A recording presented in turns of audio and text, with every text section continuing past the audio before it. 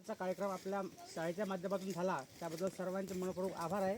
कारण का जो विद्यार्थ्यांना जो निसर्गाचा प्रवास असतो, निसर्ग असतो, हा निसर्ग विद्यार्थ्यांना माहिती झाला पाहिजे, भौगोलिक माहिती झाली पाहिजे.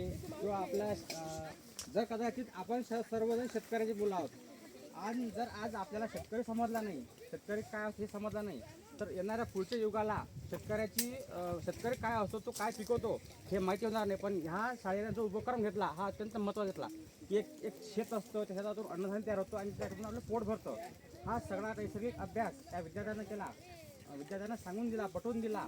म्हणून हे एक चांगलं कौशल्य आणि एक चांगला सहवास त्या विद्यार्थ्यांना या अभ्यासक्रमातून मिळतो.